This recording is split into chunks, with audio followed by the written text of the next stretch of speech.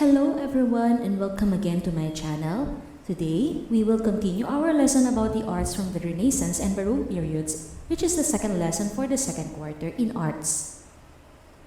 For our most essential learning competencies and objectives, at the end of the lesson you'll be able to reflect on and derive the mood, idea, or message from selected artworks, discuss the use or function of artworks by evaluating their utilization and combination of art elements and principles, use artworks to derive the traditions or history of an art period, and compare the characteristics of artworks produced in different art periods. So what you need to know about Renaissance art? Renaissance was a duration of financial progress, and it is an era of notable artistic and mental achievement with the start of secular art. The focal point was on sensible and humanistic art. Renaissance artwork was once characterized by a correct anatomy, scientific perspective, and deeper landscape. Renaissance painters depicted real-life figures, and their sculptures had been naturalistic pics of human beings. And architecture for the duration of this period used to be characterized by using its symmetry and balance. So those are the characteristics of Renaissance art. First, it uses correct anatomy, scientific perspective, and deeper landscape.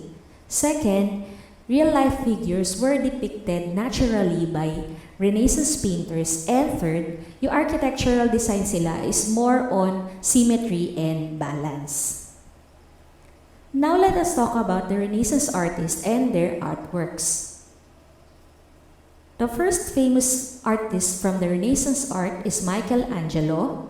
From 1475 to 1565, he is an Italian sculptor, painter, architect, and poet. He is the greatest living artist in his lifetime, and ever since then, he was considered as one of the greatest artists of all time. Some of his famous artworks were Pieta, Bacchus, Moses, David, The Dying Slave, and Dawn and Dusk. Genesis from the Ceiling of the Sistine Chapel is also one of his famous paintings. The second artist from the Renaissance period is Leonardo, also known as Leonardo da Vinci. So he is a painter, architect, scientist, and a mathematician.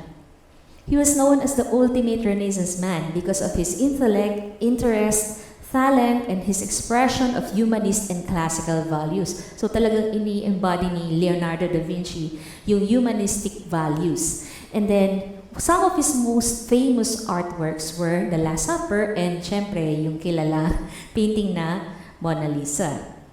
And then the third famous painter from the Renaissance period is Raphael from 1483 to 1520, and he is an Italian painter and architect of the High Renaissance period. So mas mga latter part na ito ng Renaissance period. His works were admired for its clarity and form and ease of composition and for its visual achievement and of the interpreting the divine and incorporating Christian doctrines. The Sistine Madonna, the School of Athens, and the Transfiguration are some of his famous artworks. Then we have Donatello from 1386 to 1466, and he was an early Renaissance Italian sculptor from Florence. He is known for his work in bas-relief, which is a form of shallow relief sculpture, and his works include the following statues and relief: David, Statue of St. George, Equestrian Monument of Gattamelata, and Prophet Habakkuk, and Feast of Herod. So those are the famous artworks from Donatello. So how about Baroque art? What do you need to know about the Baroque art? First, Baroque came from the word barocco, which means irregularly fashioned pearl or stone.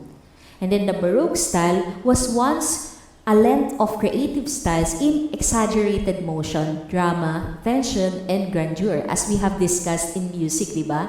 So malalaman mo na Baroque style yon kapag sobrang exaggerated ng motion, andun yung excessive na drama, tension, at saka pag sobrang bongga ng design. So well, we know that that is a Baroque style.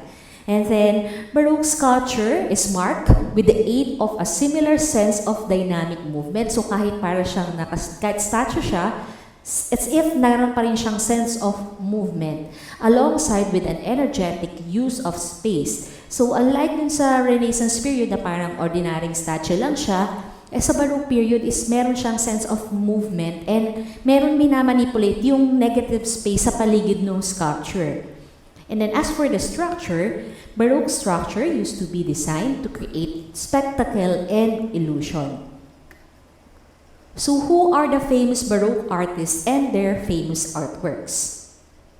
First, we have Michelangelo Merisi. From 1571 to 1610, he is better known as Caravaggio. So he was an Italian artist who wanted to deviate from the classical masters of the Renaissance period. And he was an outcast in his society because of his own actions and the lack of modesty and reverence for religious subjects in his own paintings. So parang kinoconsider si Caravaggio na parang isa siyang heretic. And among his famous paintings were the Supper at Emmaus, I don't know how to pronounce that, and then Conversion of St. Paul, and the Entombment of Christ. So makikita nyo, even dun sa style nitong si Michelangelo, you could see it uses yung style na tenebrism. Wherein, yung nakikita natin, di ba, yung side niya is darkened and then meron lang isang particular na part, which is usually yung main subject, na siya yung na-highlightan nung light. Then the second is Gian Lorenzo Bernini. He was an Italian artist and the first Baroque artist. So he practiced architecture and sculpture, painting, stage design, and was also a playwright. So sinabi ng playwright, yung nagsusulat ng mga play. Then among his early works were the goat Amalthea with the infant Jupiter and a fawn, Dumb Soul, Apollo and Daphne, na kung saan ito yung nakikita nyo dito sa picture sa side, and the Blessed Soul. So you see, di ba, dito sa Apollo and Daphne, you can see yung talagang sobrang, yung nagsasuggest siya ng dynamic movement. At saka, from the design itself, we could say that this is really a Baroque art. Yan, kasi yan, meron dynamic movements, sobrang detail nung mga features, nung sculpture, and then syempre, nandun yung drama and grandeur dun sa mismong sculpture. And then the famous ecstasy of Saint Teresa was the highest achievement and the colonnade of the Piazza of St. Peter's Rome. So ito yung isa sa mga sikat na architectural design by Bernini, the ecstasy of Saint Teresa. So nakita natin, di ba, yung manipulation of the negative space dahil kasi meron siyang mas magandang background compared dun sa mga Renaissance painting. So meron treatment dun sa background ng mismong sculpture. And also, we could see yung sinasabi nga na characteristic ng Baroque art, yung dynamic movement and yung, di ba, yung expression, yung emotion ng mga characters, ng mga subjects sa isang sculpture. Next is Peter Paul Rubens from 1577 to 1640s, and he was a Flemish Baroque painter.